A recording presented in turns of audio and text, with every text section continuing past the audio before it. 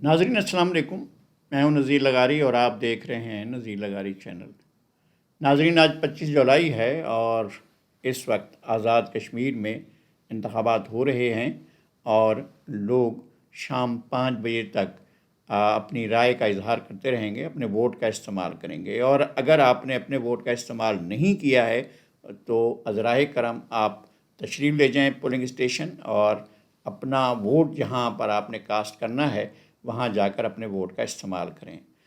नाज़रीन, आज़ाद कश्मीर में मुख्तलिफ़ सियासी पार्टियाँ इलेक्शन में हिस्सा ले रही हैं और आपको हैरानी होगी इस बात की कि आज़ाद कश्मीर में लगभग कोई 38 सियासी पार्टियाँ इलेक्शन में हिस्सा ले रही हैं।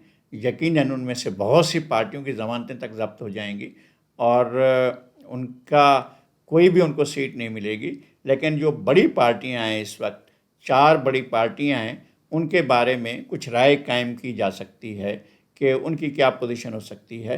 वहाँ पर चूँकि इस वक्त इंतखाबात नज़रियाती बुनियादों पर नहीं हो रहे हैं। बाज़ हल्के ऐसे हैं जो यकीनन नज़रियाती वोट का इस्तेमाल करते हैं, लोगों को नज़रिए की बुनियाद पर वोट देते हैं, लेकिन ज़्यादातर हल्के ऐसे हैं जहाँ पर लोग बिरादरी के बुनियाद पर वोट देते हैं और जब बिरादरी का फ़ैसला होता है और बिरादरी का सरदार जो फ़ैसला करता है फिर उसके मुताबिक वो अपनी राय का इजहार करते हैं। और ये एक मुसलसल सोसाइटी को डीपोलिटिसाइज़ करने के अमल के नतीजे में ये सब कुछ हुआ है कि लोग अब राय का इजहार करते हुए बिरादरी की तरफ देखते हैं, नज़रिए की तरफ नहीं देखते हैं। तो बड़ी पार्टियों में पीटीआई है, पाकिस्तान पीपल्स पार्टी है, पाकिस्तान मुस्लिम लीग नून है और जम्मू कश्मीर मुस्लिम कॉन्फ्रेंस है। और मैंने गुज़श्ता रात भी और आज दिन भर मुख्तलिफ़ ज़राए से, मुख्तलिफ़ दोस्तों से, अहबाब से, गैर जानिबदार जो नामा निगार हैं उनके साथ बातें की हैं और उनसे राय मालूम की है। जो अब तक के जो लोगों की राय है उसके मुताबिक पाकिस्तान तहरीक इंसाफ एक बड़ी पार्टी के तौर पर सामने आएगी, लेकिन शायद वो सिंगल मेजॉरिटी पार्टी के तौर पर सामने नहीं आ सकेगी और उसकी वोटें हुकूमत साजी के लिए शायद पूरी ना हों और उसे किसी न किसी की मदद का सहारा लेना पड़े या किसी न किसी के मदद से हुकूमत बनानी पड़े। कहा यह जा रहा है कि 18 से 19 सीटें जो है पीटीआई हासिल करेगी। दूसरे नंबर पर यह कहा जा रहा है कि पाकिस्तान पीपल्स पार्टी लगभग 9 सीटें हासिल करेगी और उनके बारे में पाकिस्तान मुस्लिम लीग नून के बारे में बहुत कम लोग कह रहे हैं, वो 3 से 4 सीटों के बारे में कह रहे हैं।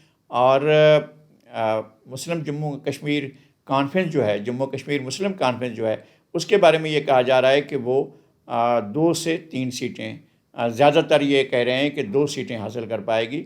जहाँ तक पार्टी के सरबराहों का ख़याल है तो वहाँ पर सुल्तान महमूद चौधरी के बारे में ये कहा जा रहा है कि पीटीआई के एक मजबूत उम्मीदवार हैं और वो उनके जीतने का इम्कान मौजूद है।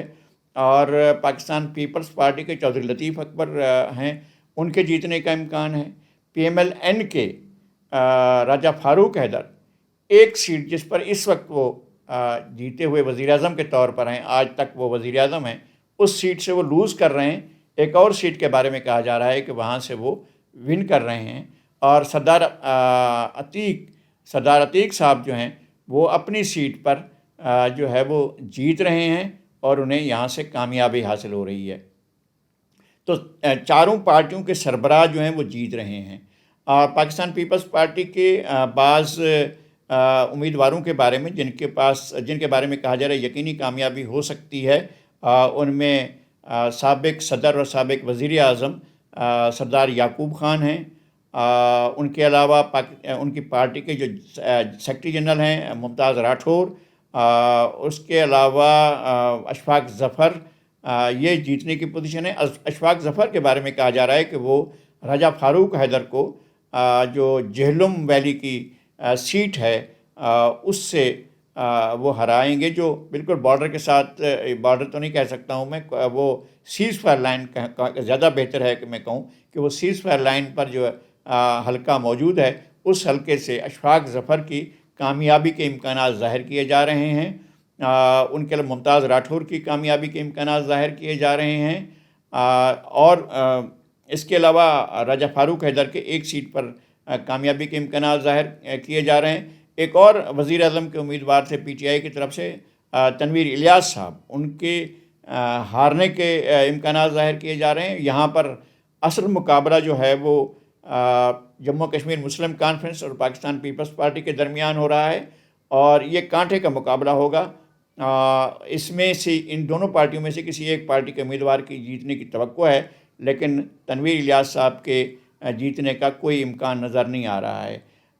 راولا کوٹ، میرپور، کوٹلی، مظفر آباد اور نیلم ویلی، جہلم ویلی اور بھمبر اور دیگر علاقوں میں انتخابی عمل جاری ہے۔ لوگ ووٹ ڈال رہے ہیں، نتائج ظاہر ہے وہی ہوں گے جو لوگ ووٹ دیں گے۔ اس بات پر بہرحال سوال اٹھیں گے کہ الیکشن میں مینپولیشن ہوئی ہے، الیکشن کو انجینئر کیا گیا ہے، اور الیکشن جو ہیں اس کے اندر ریگنگ ہوئی ہے۔ یہ الزامات یقینی طور پر انتخابات کے بعد آئیں گے سامنے، اور بعض ایسے مشکوک اقدامات ہوئے ہیں جن پر پولیٹیکل پارٹیز نے اپنے ریزرویشن کا اظہار کیا ہے۔ خاص طور پر مریم اورنگزیب صاحبہ نے ایک ویڈیو شیئر کی ہے جس میں پی ٹی آئی کے گاڑی میں سے ڈبے نکال کر پولنگ بوتھ کی طرف لے جائے جا رہے ہیں۔ تو ان کا کہنا یہ ہے کہ پہلے تو ڈبے چوری ہوتے تھے، لیکن اب بھرے ہوئے ڈبے جو ہیں، یہ ڈبے جو ہیں وہ پولنگ بوتھ پر لائے جا رہے ہیں، اور سرکاری پارٹی اپنے ڈبے بھی خود ہی لا رہی ہے۔ تو یہ دیکھنا یہ ہے کہ انتخابات کس حد تک پرامن ہوتے ہیں۔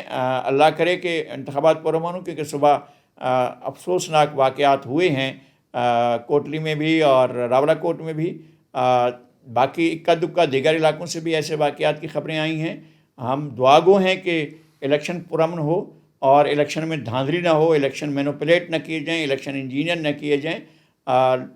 ہم ایک بہتر کشمیر کی طرف جو ہے آگے بڑھیں۔ ایک بات آخر میں یہ کہوں گا کہ وزیر اعظم نے اپنی پارٹی کو نقصان پہنچایا ہے 2 روز پہلے یہ بات کر کے کہ وہ ریفرنڈم کرائیں گے کہ کشمیر کے عوام انڈیا کے ساتھ رہنا چاہتے ہیں یا پاکستان کے ساتھ رہنا چاہتے ہیں، اور پھر اگر ہم جیت جاتے ہیں تو پھر ہم ایک اور ریفرنڈم کریں گے کہ ہم کہ کشمیری آزاد رہنا چاہتے ہیں یا پاکستان کے ساتھ رہنا چاہتے ہیں۔ میرے خیال ہے یہ بہت ہی خطرناک اسٹیٹمنٹ تھی۔ یہ کام پاکستان کی طرف سے کوئی شیڈول دیا نہیں جا سکتا ہے، پاکستان ایسی کوئی بات نہیں کر سکتا، نہ انڈیا یک طرفہ طور پر ایسی بات کر سکتا ہے۔ یہ بات بہرحال اقوام متحدہ نے اور سیکورٹی کونسل نے طے کرنی ہے کہ کشمیر کے مستقبل کا فیصلہ کشمیری عوام کس طرح سے کرتے ہیں، اور اس کا جو ریفرنڈم ہوگا وہ اقوام متحدہ کرائے گا، نہ پاکستان کی مرضی سے ہوگا، نہ انڈیا کی مرضی سے ہوگا، نہ وزیر اعظم عمران خان کی مرضی سے ہوگا، نہ نریندرا مودی کی مرضی سے ہوگا۔ یہ اقوام متحدہ سیکورٹی کونسل کشمیری عوام کی مرضی معلوم کرنے کے لیے یہ ڈیو ہے، اور انہوں نے یہ عمل کرانا ہے کہ کشمیری اپنے مستقبل کا کیا فیصلہ کرتے ہیں۔